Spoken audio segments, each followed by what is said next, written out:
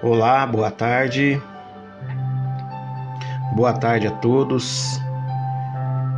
Eu sou Carlinhos Silva. Estou aqui para mais uma live junto com você na tarde desse sábado, dia 24/9/2022. Hoje nós vamos falar a respeito da igreja, educação infantil e a responsabilidade dos pais também. Um assunto bem pertinente devido ao momento em que nós estamos vivendo, em que nós vemos a educação cada vez mais desvalorizada, o professor cada vez mais desvalorizado e também é um momento em que nós vemos a perca da autoridade dos pais em relação aos seus filhos. Então esse é um problema que tem causado muitas dificuldades, tanto na questão do aprendizado e no desenvolvimento em geral das nossas crianças. Então nós vamos trabalhar um pouquinho esse assunto nesse nosso bate-papo semanal e espero que você esteja junto a mim aí até o final desta live. Deixe seu like, deixe a sua mensagem, seu comentário. Se possível também compartilhe para que mais pessoas possam ser abençoadas através deste conteúdo, tá ok? Nós vamos começar aqui. Eu trouxe alguns artigos do ECA, que é o Estatuto da Criança e do Adolescente, só para nós podermos introduzir esse assunto, porque nós vamos ver que tem algumas leis específicas que tratam do direito da criança e do dever da família, da sociedade e também dos pais. Então, portanto, vou trazer aqui alguns artigos, apenas 3, para não se tornar muito cansativo, apenas 3 que eu achei bem interessantes para que nós pudéssemos, a partir daí, ter uma ideia da nossa responsabilidade, da responsabilidade da igreja, da responsabilidade da sociedade relacionado às nossas crianças. Nós vamos entender que elas precisam de uma atenção especial, principalmente no momento que nós vivemos. Nossas crianças precisam de uma atenção especial. Então nós vamos aqui introduzir o assunto a partir do Estatuto da Criança e do Adolescente, a Lei número 8.069, de 13 de julho de 1990.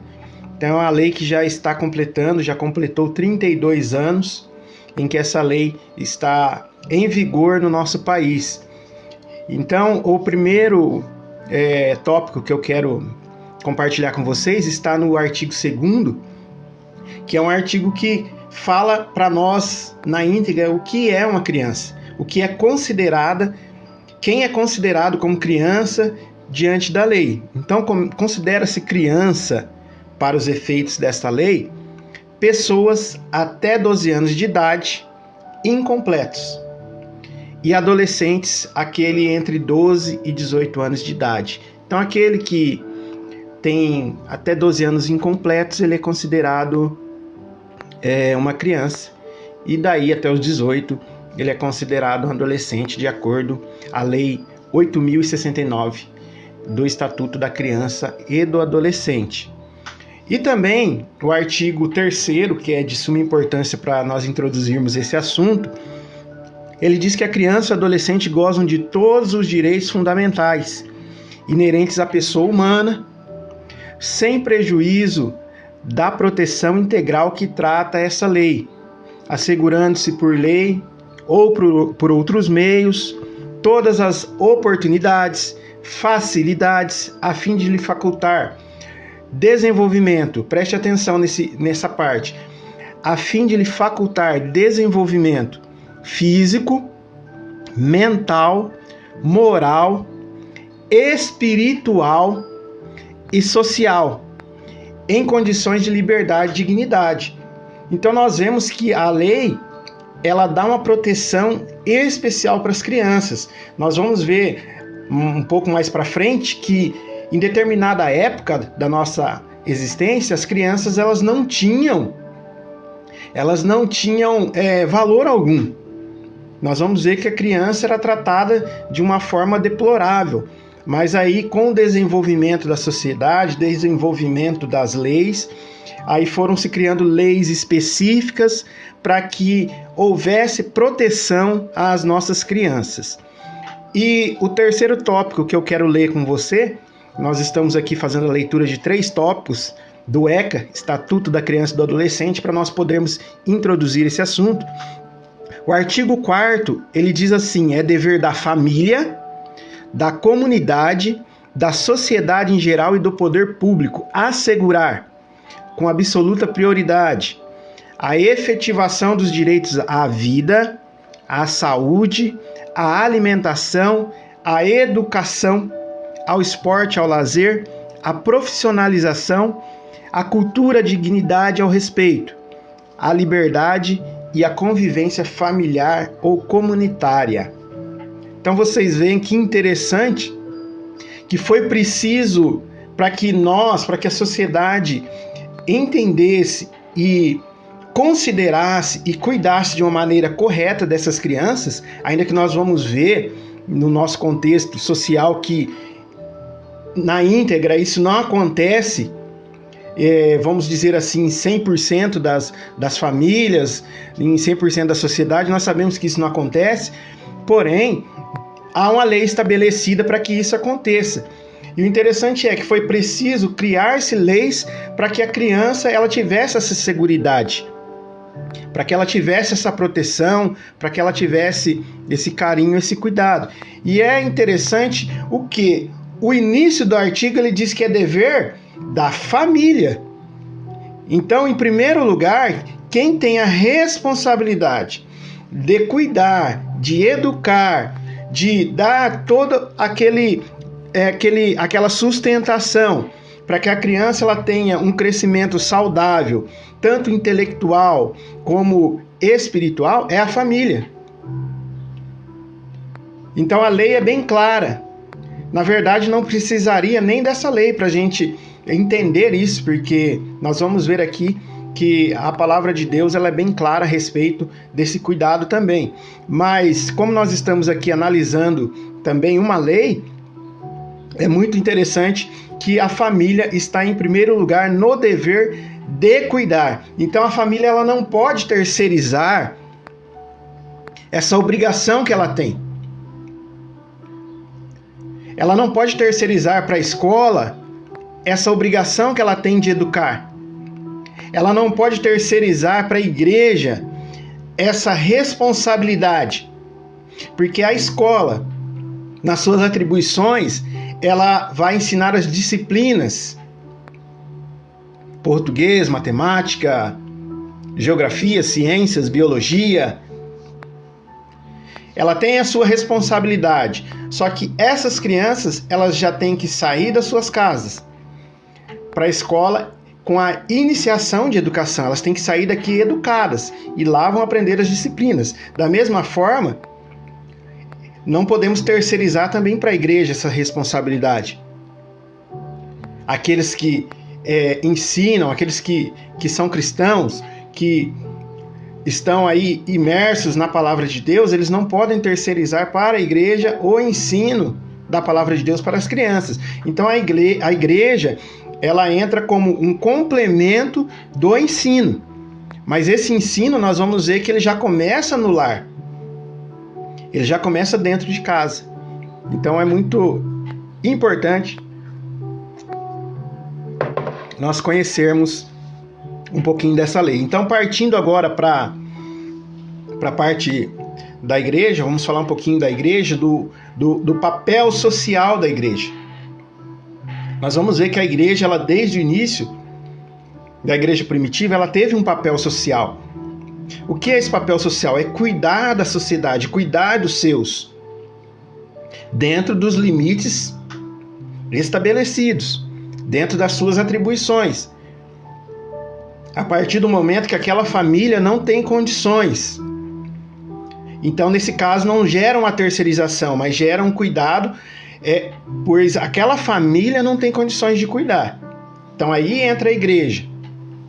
E nós vamos iniciar, como sempre, aqui com base bíblica, é claro, com alguns versículos, e nós vamos aí comentando esses versículos, vamos contextualizando, trazendo para os nossos dias, para que nós possamos entender a importância desse assunto, que é a igreja lidando com a educação, mas, por outro lado, a responsabilidade dos pais, que é de suma importância para as nossas crianças. Então nós vamos lá para Atos capítulo 6, verso 2.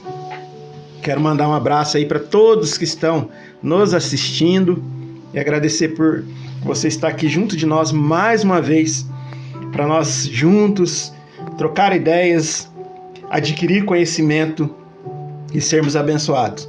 Atos capítulo 6, verso 2, nós vamos ver o início, esse acontecimento no início da igreja primitiva, e nós vamos ver o cuidado que ela tinha. Ele diz assim que os 12, eles convocando a multidão dos discípulos, disseram: não é razoável que nós deixemos a palavra de Deus e sirvamos as mesas. Quando o apóstolo ele diz isso, ele não quer dizer que uma coisa seria mais importante que a outra. Quando ele diz isso, ele quer fazer uma organização. Ele quer organizar. Nós precisamos focar aqui na pregação da palavra, no ensino da palavra, mas nós não podemos deixar a questão social de lado. E como nós vamos fazer isso? Aí a Bíblia diz que eles oram a Deus e eles separam 7 homens idôneos, 7 homens de boa fama, 7 homens de qualidade, que colocam a serviço da área social da igreja. Então esses homens começam a trabalhar, ali se inicia um serviço social em prol dos membros da igreja e também da sociedade. Então nós vemos aqui que desde o início esse trabalho já começou a vigorar na igreja.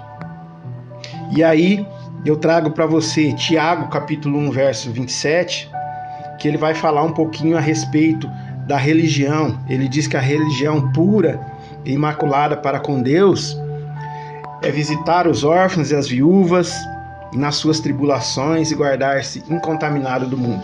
E eu acho muito interessante esse versículo, quando ele fala em visitar os órfãos e as viúvas. É interessante nós analisarmos o contexto em que ele estava falando e também, se possível, analisar essas palavrinhas no seu original. Porque quando ele aqui em visitar, no seu original grego, essa palavrinha visitar, ela significa episkitomai. Meu grego não é muito bom, mas dá para você entender. Mas onde que eu quero chegar? Essa palavrinha no grego, ela tem um significado de quê? De responsabilidade, cuidado e provisão. Então quer dizer, não era só visitar. Quando nós lemos esse versículo de uma forma natural e simples, nós olhamos, a religião pura e imaculada para com Deus é visitar os órfãos e as viúvas. Eu vou lá, faço uma visita e está tudo certo. Ele não está falando disso, ele está falando de uma responsabilidade, assumir uma responsabilidade, assumir um cuidado e provisionar essas pessoas visitadas.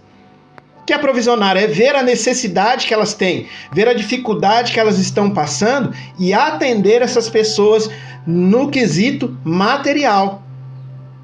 Então ele não está falando de só lá na casa daquela pessoa e fazer uma oração para ela.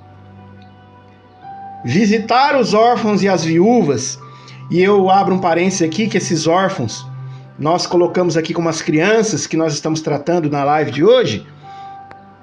Então é muito mais do que eu ir lá visitar, é muito mais do que eu ir lá e fazer uma oração, é muito mais do que eu dizer, Deus abençoe, eu vou orar por você. É assumir uma responsabilidade, é cuidar e é provisionar essas pessoas. É procurar entender o que elas estão passando. É ligar para a pessoa e perguntar como você está. Será que você está precisando de alguma coisa? Parece que nós esquecemos disso, principalmente quando nós estamos em uma condição favorável.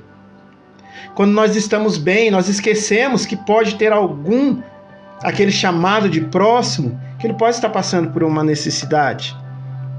E por isso eu digo que é sempre interessante, quando nós lermos a palavra de Deus, nós procurarmos nos aprofundar e nós vamos encontrar coisas que parece que estão escondidas, que estão nas entrelinhas, mas que fazem uma diferença enorme.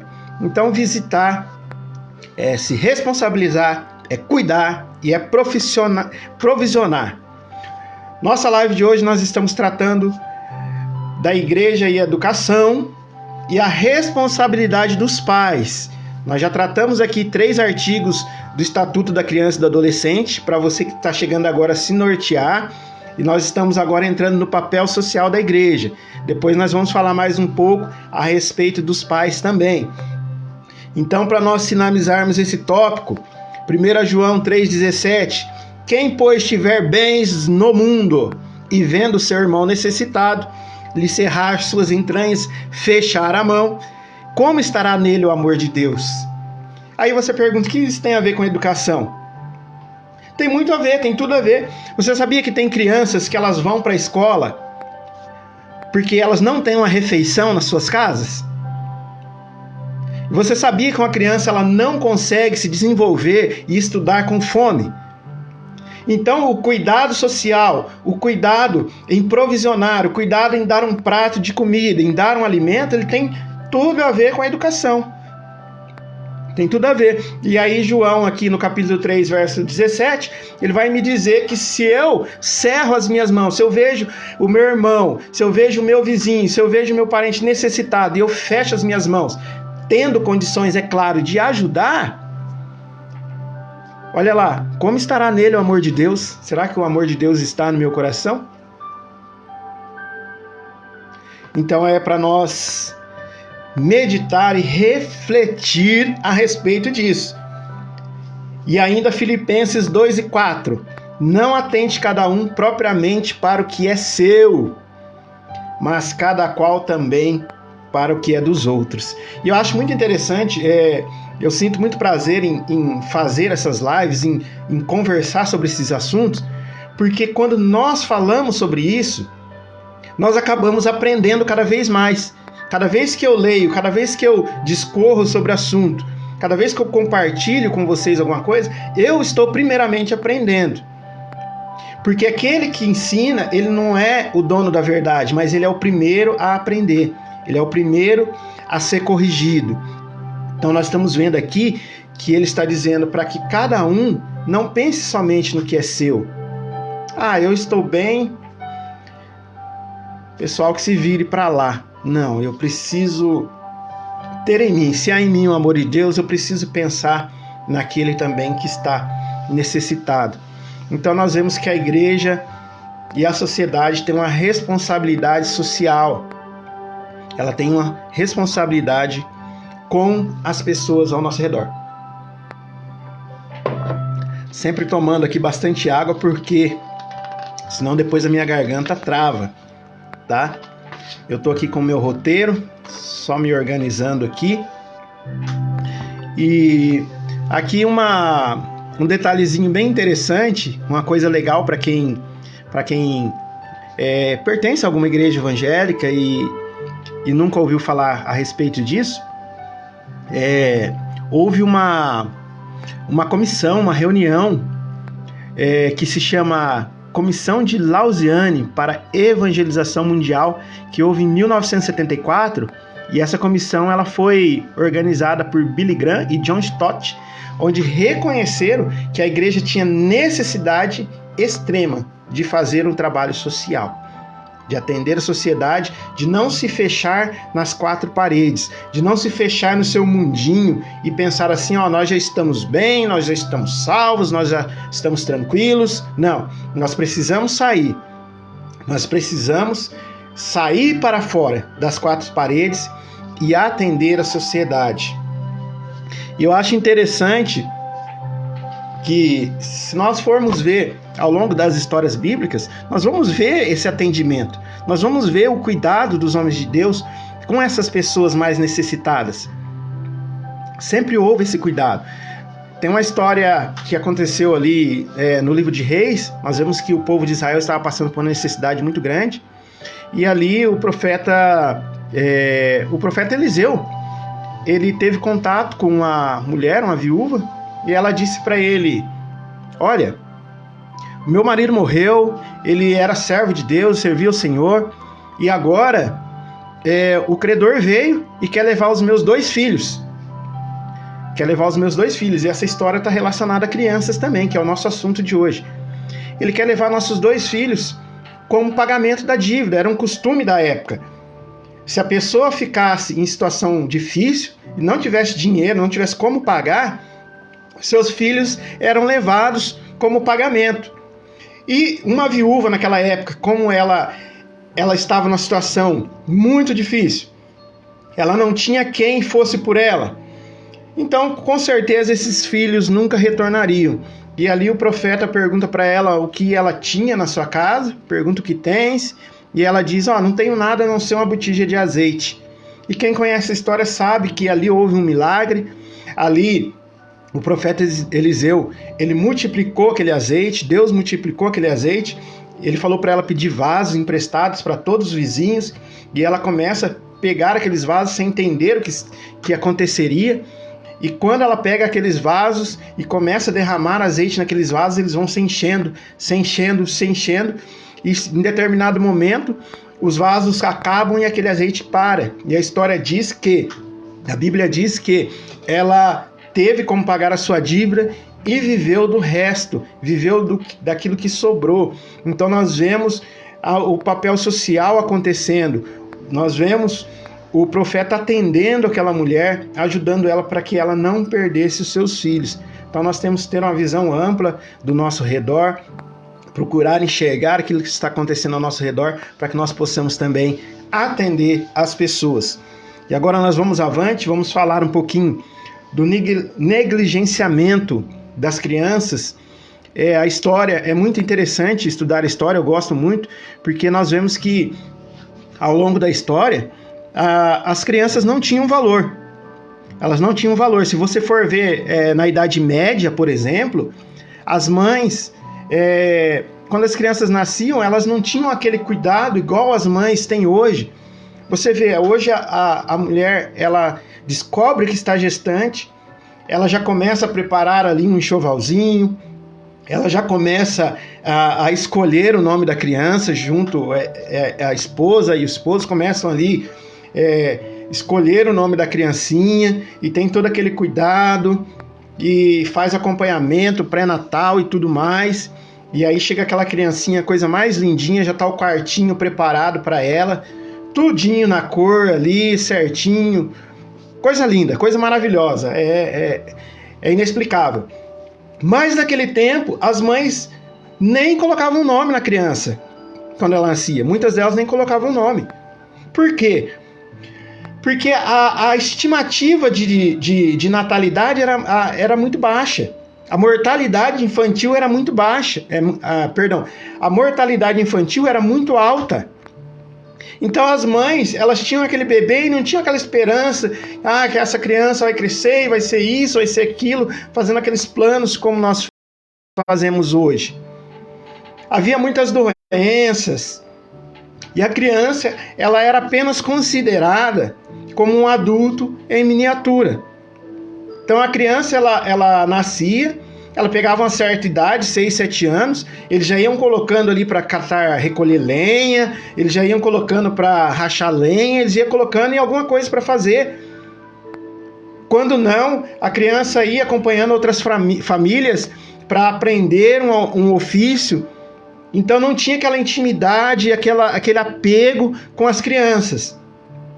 Aí nós vamos ver que até por volta do século XII, não se havia concepção da infância, e muito menos algo voltado para a criança. Não havia aquela preocupação que nós temos hoje com a criança.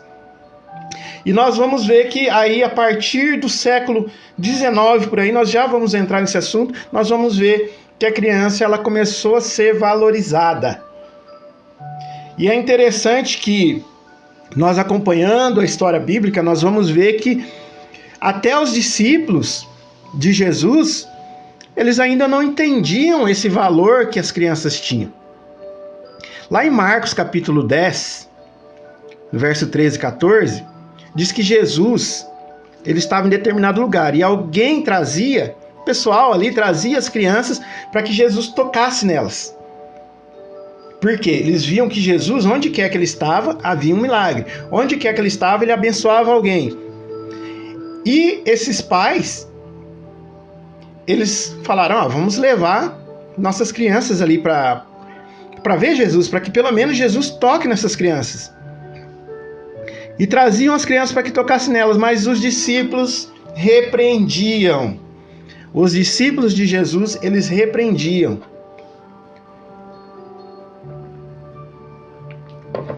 E é interessante, é muito interessante porque vocês veem que os discípulos de Jesus estavam ao lado dele, estavam próximos dele, mas os discípulos de Jesus ainda não tinham muitas limitações, eles tinham muitas dúvidas, eles tinham muitas incertezas.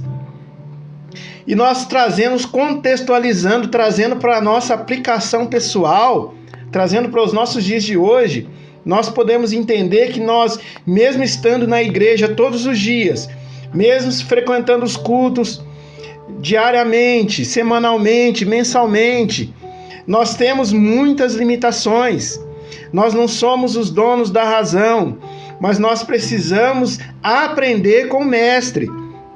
E nós vemos que os discípulos ali na sua ignorância, eles repreenderam aquelas pessoas que traziam as crianças para que Jesus tocasse nela. E quantas vezes nós repreendemos alguém? Quantas vezes nós fechamos a porta para alguém, nós sendo discípulos de Jesus? Nós estando na casa de Deus. Porque nós muitas das vezes não compreendemos o propósito de Jesus na vida de alguém. Como os discípulos naquele momento não entendiam o propósito de Jesus na vida daquelas crianças. Mas Jesus, ele diz, ele fica indignado. Deixai vir a mim as criancinhas, não as impeçais,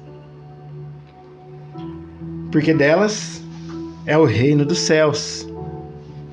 Então nós vemos que Jesus, ele nunca fez acepção de pessoas, quanto mais das criancinhas. Mas ainda os discípulos estavam presos naquele quesito de desvalorização das crianças. Mas não foram só eles. Aqueles homens que se achavam entendidos, cheios, repletos de sabedoria, eles também repreenderam as crianças. Mateus 21:14. E foram ter com ele no templo cegos e coxos. E o que Jesus fez? Os curou. Vendo então os principais dos sacerdotes, aqueles sábios entendidos, os escribas, as maravilhas que faziam, e olha só, e os meninos clamando no templo, Hosana, ao filho de Davi, eles glorificaram a Jesus. No momento em que eles viram Jesus fazendo obras e maravilhas na vida daqueles cegos, daqueles coxos, e eles glorificaram, Hosana ao filho de Davi. Mas aí os escribas e sacerdotes ficaram indignados. E eles questionaram Jesus: você ouve o que eles dizem? Você está ouvindo o que eles estão falando? Eles não podem falar isso.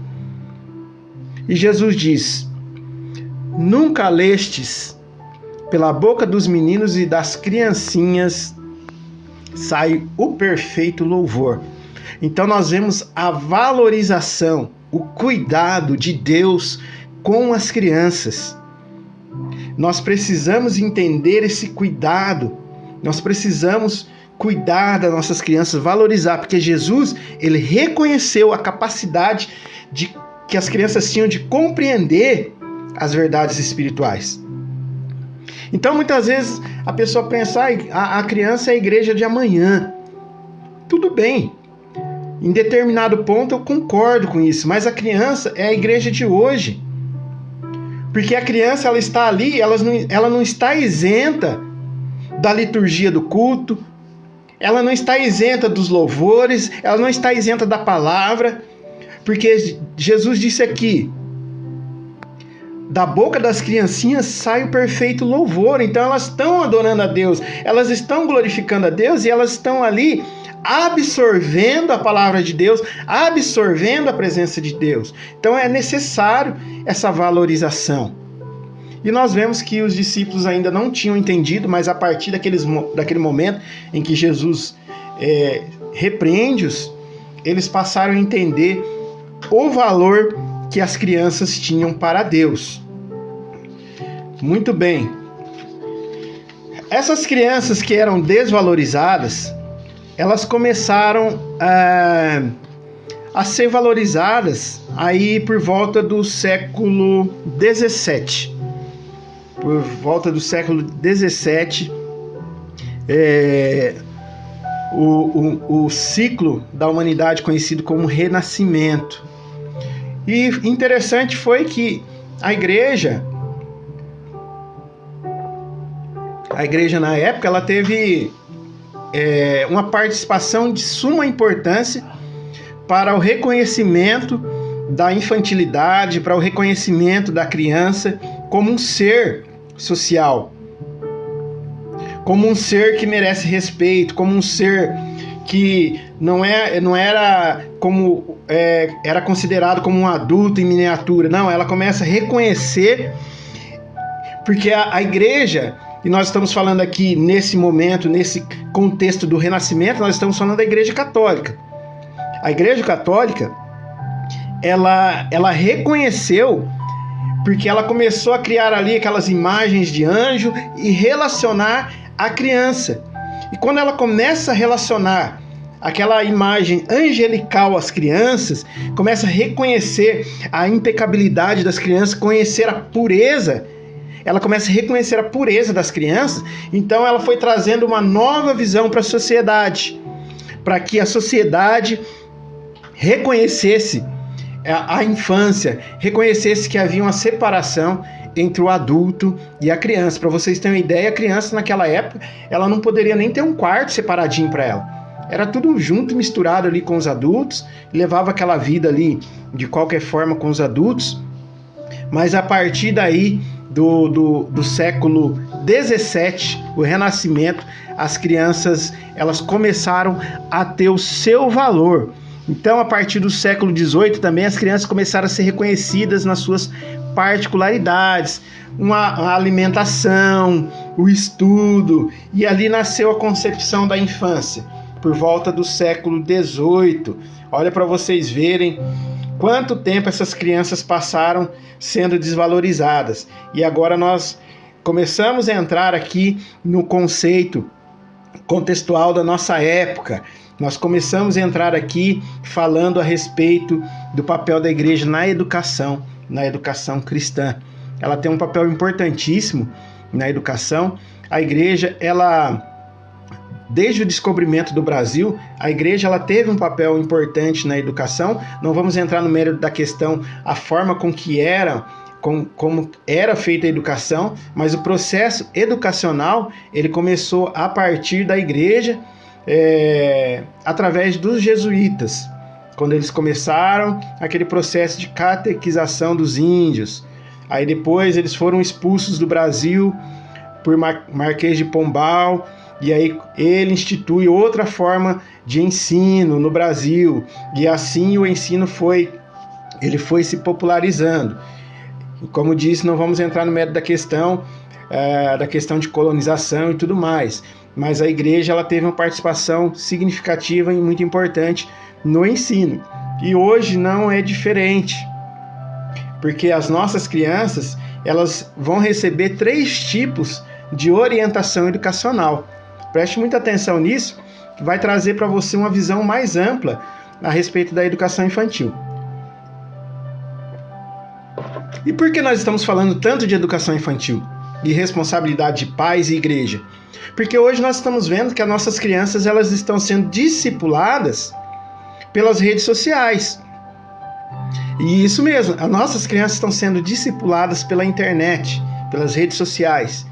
E muitas das vezes, pela correria do dia a dia, pela falta de tempo, os pais não estão conseguindo acompanhar o ritmo das suas crianças. Nós pais não estamos conseguindo acompanhar o ritmo dos nossos filhos e eles estão absorvendo conteúdos danosos, prejudiciais à sua saúde emocional e à sua saúde espiritual, devido ao conteúdo que eles estão absorvendo na internet. Então a igreja ela entra com um papel preponderante na educação infantil e também os pais. E quando eu falo pais, entra aí também os avós que estão nos assistindo, os tios, as tias, os irmãos mais velhos, aí já maiores de idade, que têm irmãos pequeninos, porque nós vimos lá no início, na leitura do Estatuto da Criança e do Adolescente, que toda a sociedade, a comunidade como um todo, ela tem uma responsabilidade sobre essas crianças. A criança, ela é um ser que ele precisa do cuidado de uma forma mais ampla. É como você estar andando na rua e ver uma criancinha, por mais que ela seja estranha, por mais que você não conheça aquela criança, se você vê ela em perigo, você tem a responsabilidade de cuidar daquela criança, de acolher aquela criança, de fazer algo por aquela criança. Então a sociedade, ela tem essa responsabilidade, porque a criança, na sua inocência, ela espera que aquele adulto a proteja, que aquele adulto cuide dela, que aquele adulto a socorra. Então, a igreja, ao longo da sua história, ela teve um papel fundamental na educação da sociedade, posto que o contingente cristão, maioria, por exemplo, no Brasil, teve a sua cultura influenciada pelos ensinamentos cristãos. O Brasil, ele tem uma grande influência dos ensinamentos cristãos. Então a igreja tem um papel singular na vida das crianças e das famílias. E aí nós temos aqui 3 tópicos muito importantes, que são o papel da família, o papel da igreja e o papel das escolas, também das escolas confessionais. Para quem não sabe, as escolas confessionais são aquelas escolas mantidas por igrejas, mantidas por instituições religiosas. Então nós temos esse tipo de escola no Brasil. Mas quando eu falo do papel da família, para que você entenda, nós temos alguns tipos de educação. Nós temos a educação formal, nós temos a educação informal e nós temos a educação não formal. Então nós temos esses 3 tipos de educação: formal, não formal e informal. E a família, ela é o primeiro contato de socialização, é o primeiro contato educativo que a criança tem. Então a família, ela trata da educação informal. Por que informal? Porque essa educação é uma educação que não é regulamentada, não é regularizada. Ela não tem uma forma sistemática de acontecer. A educação informal é a educação em que existe ali um bate-papo das crianças com os seus pais. Não é assim? Você pega o seu filho e fala ao filho: isso aqui não pode, isso aqui é assim, assim, assado. E você ensina para ele, você ensina uma tarefa de casa para ele, você ensina uma doutrina, uma regra, algo para ele. Então essa educação é a educação informal, é aquela educação que acontece no âmbito do nosso lar. É uma educação que acontece em meio a um bate-papo. Quando você está conversando com alguém na rua e você dá uma informação, você explica alguma coisa para uma pessoa, você está educando de forma informal. Então, fechamos aqui. Educação informal é aquela educação dada a nós, para os nossos filhos na nossa casa. Esse é o papel da família, em primeiro lugar. Depois, nós temos o papel da igreja, que é uma educação não formal. A educação não formal é aquela educação que acontece na igreja de uma forma sistematizada, porque ali há um cronograma, existe um plano de aula. Hoje nós temos na nossa igreja a escola bíblica dominical, escola bíblica que acontece aos domingos. Então existe ali um material preparado para isso, existe ali uma metodologia de ensino sistematizada para que as pessoas elas adquiram o conhecimento da palavra de Deus. Então, essa educação é um tipo de educação não formal. Ela não é formalizada porque não é a educação reconhecida pelo MEC, Ministério da Educação e Cultura do Brasil. Então essa educação não é reconhecida pelo MEC, mas é uma educação sistematizada. E interessante que nós vemos que quando se iniciou a escola bíblica dominical, lá na Inglaterra, por volta de 1800 e alguma coisa, 1700 e uns quebradinhos aí. Eu sou bem ruim para lembrar assim as datas. Mas quando o Reis começou a escola dominical, lá na Inglaterra, eles, além do ensino da palavra, eles ensinavam também português, ensinavam matemática, porque aquelas crianças elas ficavam nas ruas no domingo, ali, e ele teve essa ideia de criar essa escola. E ele ali chamou algumas mulheres que tinham conhecimento, que tinham uma didática, e eles começaram ali a dar aula para aquelas crianças. E o interessante é que, a partir do momento que ele fez esse trabalho educacional, esse trabalho social, aquela sociedade onde ele vivia, ela teve um índice de criminalidade reduzido a zero, através da educação, através do ensino da palavra de Deus. Então a igreja ela tem um papel fundamental na transformação da sociedade. A educação tem um papel fundamental na formação do ser humano, na formação da criança como um todo. Então esse é o papel da igreja. Aí temos as escolas confessionais, que como eu disse, são escolas que são formadas, que são sustentadas por instituições religiosas, que são igrejas. Elas transmitem a educação formal de uma forma sistematizada, regulamentada, porque são escolas igual às escolas públicas, as escolas particulares. Elas são regulamentadas pelo Ministério da Educação e da Cultura, o MEC, e ainda com viés cristão. Então ela cumpre quatro papéis: educação formal, sistematização e metodologia de ensino de qualidade, é bom salientar, de qualidade, regulamentada pelo Ministério da Educação e da Cultura e ainda com a influência cristã. Então são essas três formas de ensino que são praticadas na nossa atualidade: educação informal, educação formal e não formal.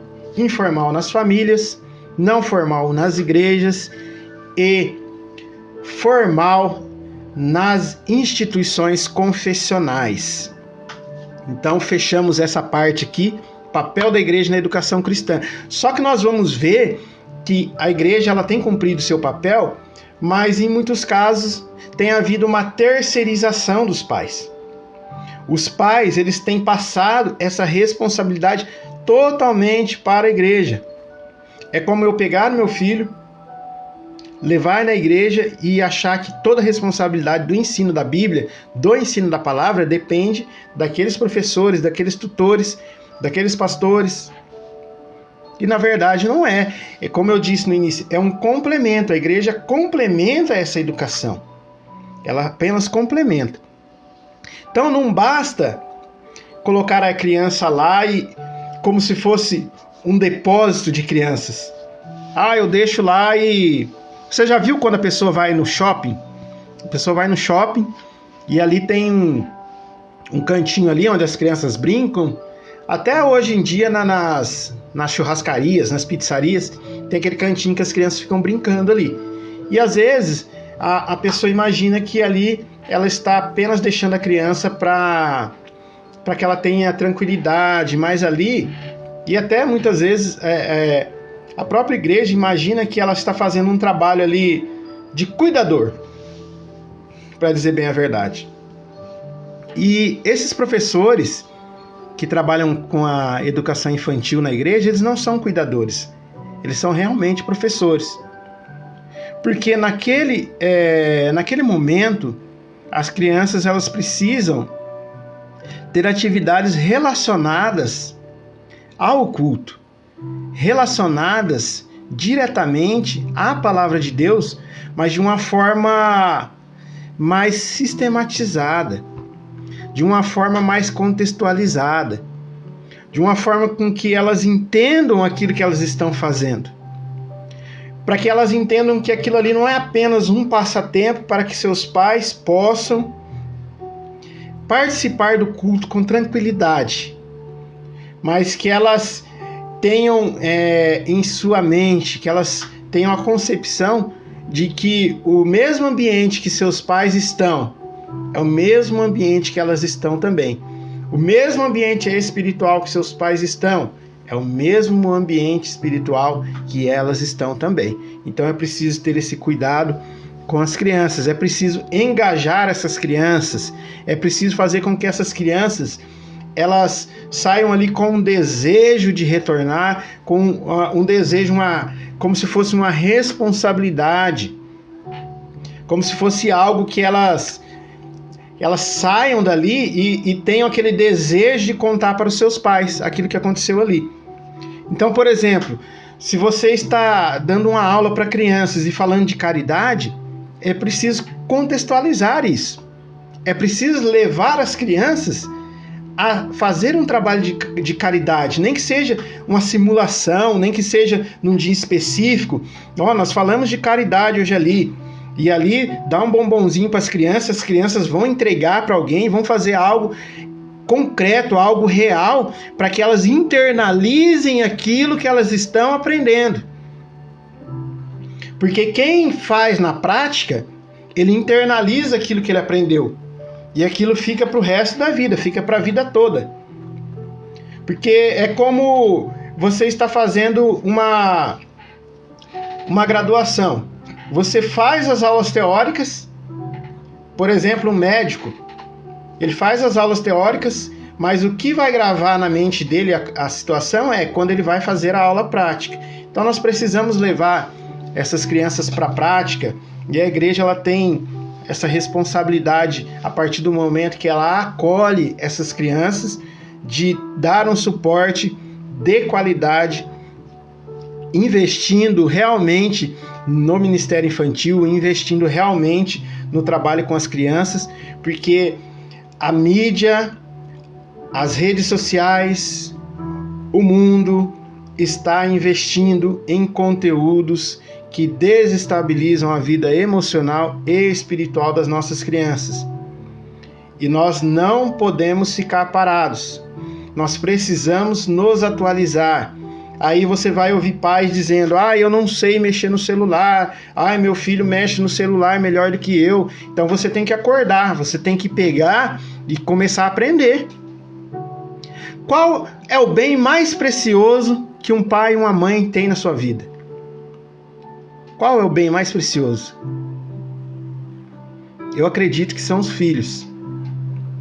Se eles são um bem mais precioso, nada mais justo do que nós nos atualizarmos, do que nós aprendermos a linguagem deles, do que nós aprendermos a ouvir o que eles estão ouvindo, a nos interessar sobre aquilo que eles estão vendo, a nos interessar sobre aquilo que eles estão assistindo. É de responsabilidade dos pais. E agora nós vamos entrar aqui falando de responsabilidades, para nós finalizarmos.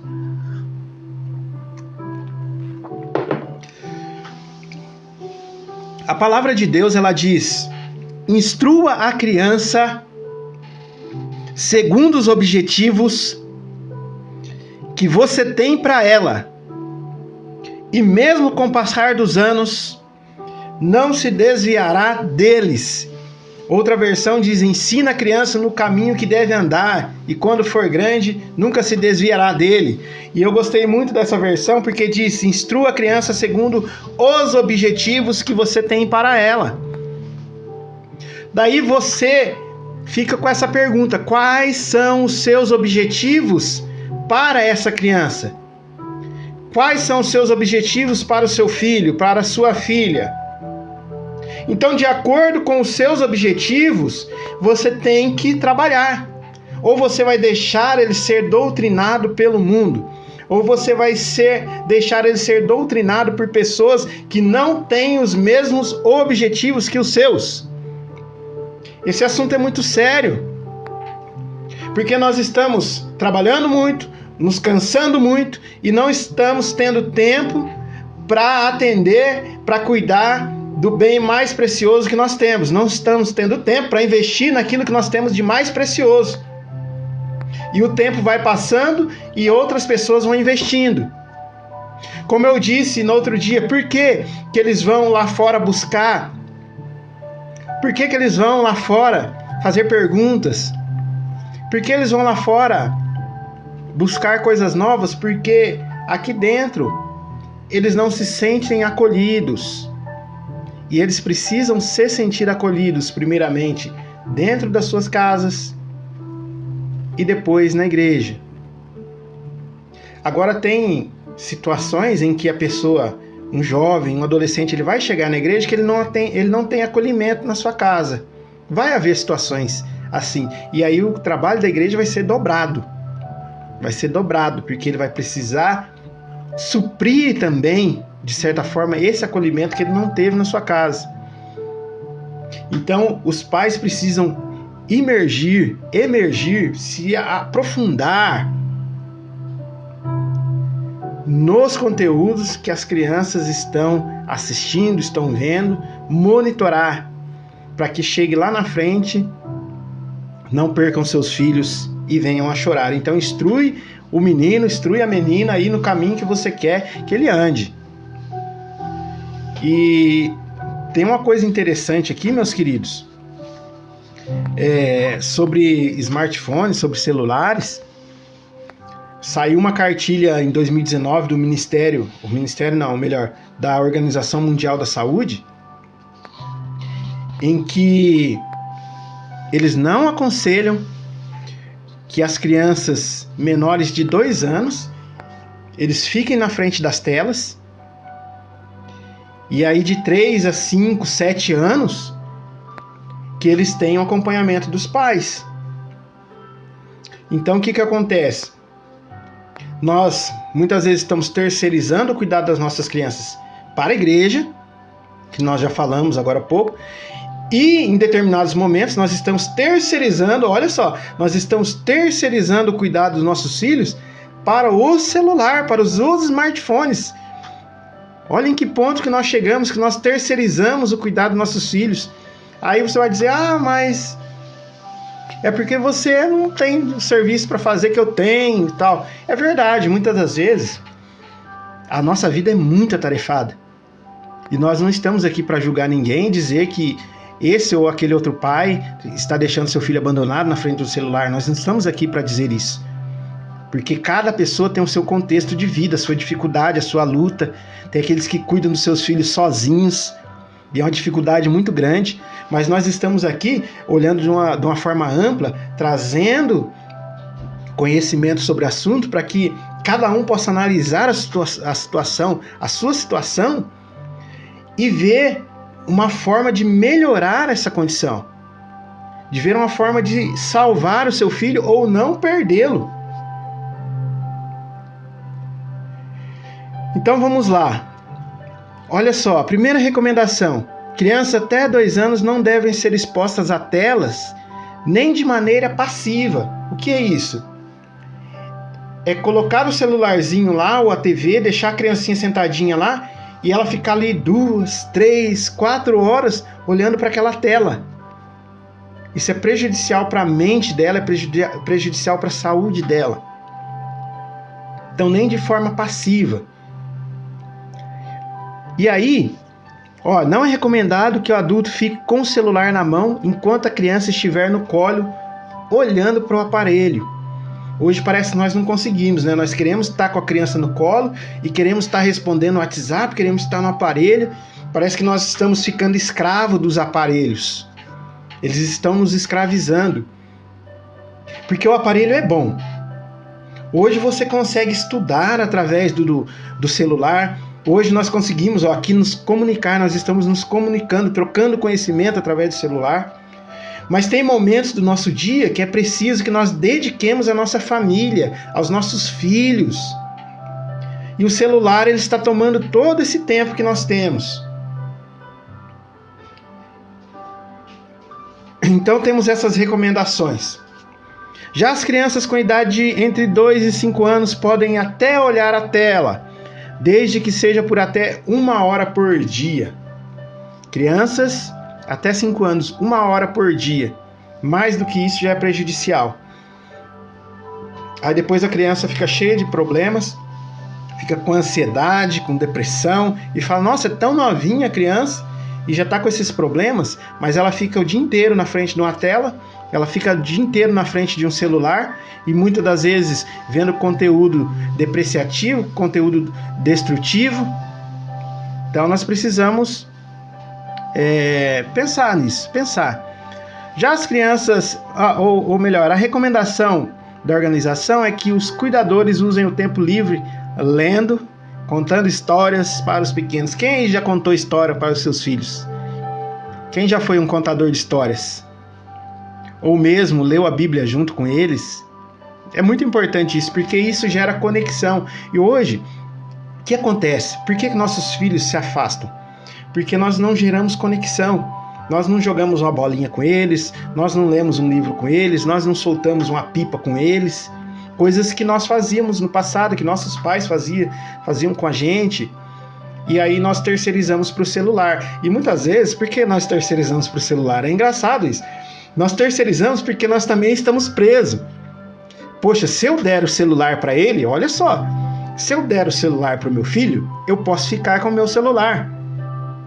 Então nós terceirizamos a vida dele para o celular para nós ficarmos com o nosso. E nós perdemos tempo aí, perdemos muitos momentos de qualidade com nossos filhos. E esse é o assuntinho que nós vamos falar agora para finalizar. Tem tanta coisa aqui para nós tratarmos, mas não vai dar tempo de falar sobre tudo. E nós estamos preparando um conteúdo aqui, muito interessante, a respeito de crianças. Nós vamos falar aí bastante tempo aí sobre crianças, nós vamos falar. E eu estou preparando um assunto aqui sobre abuso sexual infantil.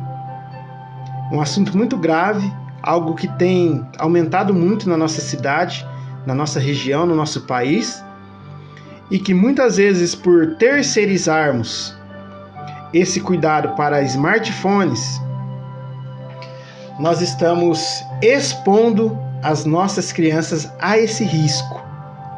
Então nós vamos tratar aqui noutra live sobre a erotização infantil, sobre abuso sexual infantil. Nós vamos tratar sobre a adultização infantil. Todos temas delicados, mas que são de suma importância nós aprendermos para que nós cuidemos do bem mais precioso que nós temos, que são as nossas crianças.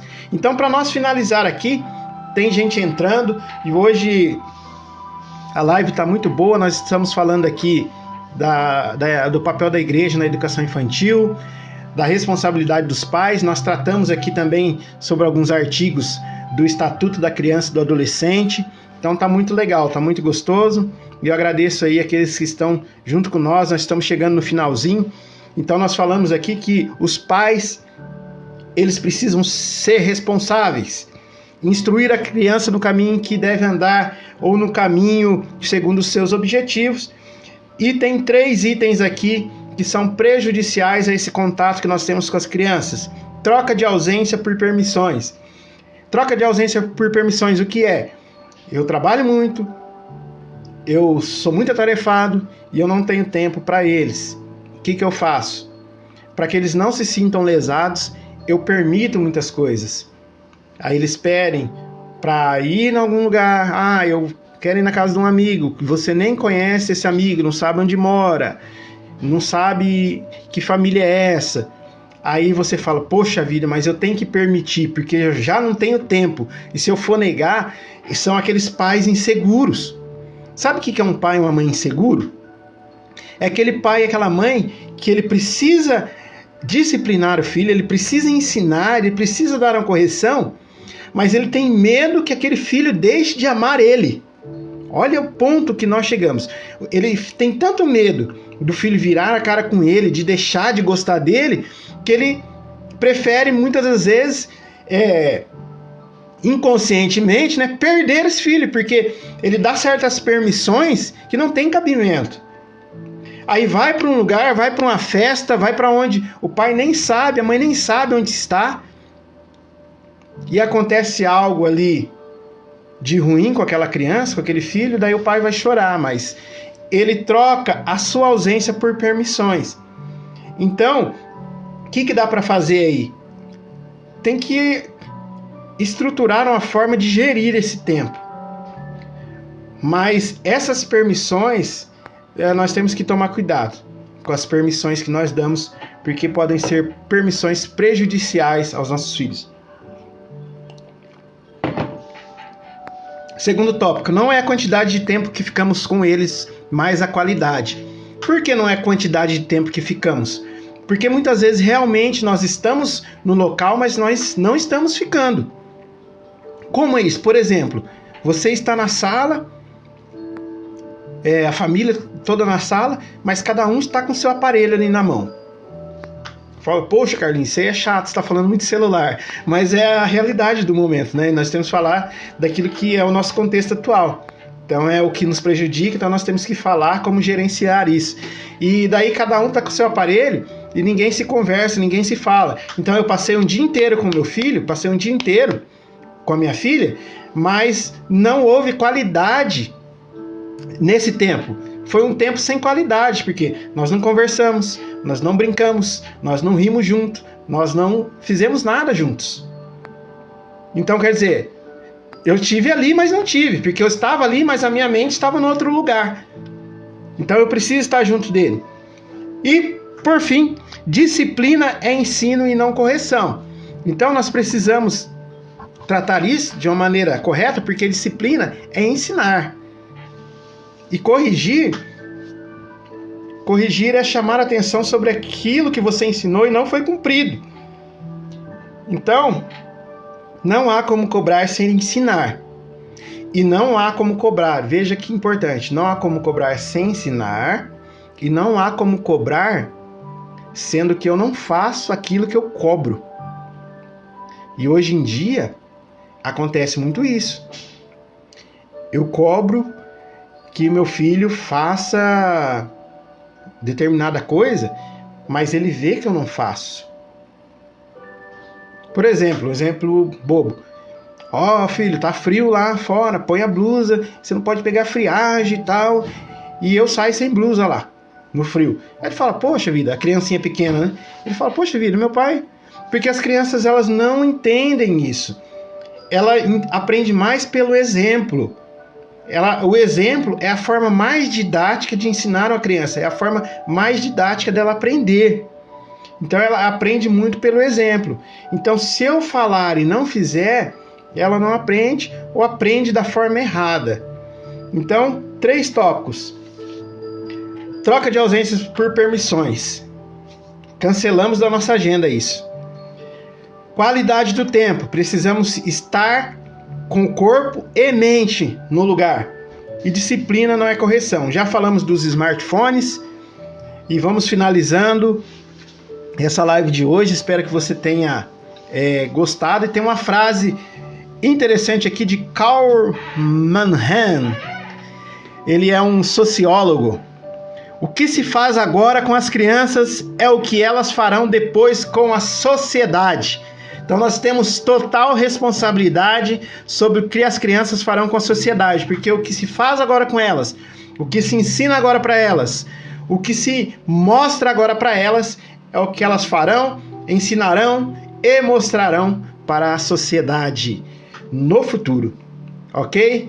Eu espero que você tenha adquirido algum conhecimento, eu aprendi muito falando sobre isso. Como eu disse no início, quando nós falamos sobre o assunto, nós aprendemos sobre ele. E hoje aqui nós tratamos aqui de assuntos como o Estatuto da Criança e Adolescente, e um dos pontos-chave ali é que o primeiro dever de cuidar, de ensinar, de instruir, é da família. Não é da igreja e não é do Estado. Amém? Fiquem com Deus. Deus abençoe você. que ficou até o final. E na próxima, eu espero estar com você e que você esteja comigo também. Fiquem com Deus. Até a próxima.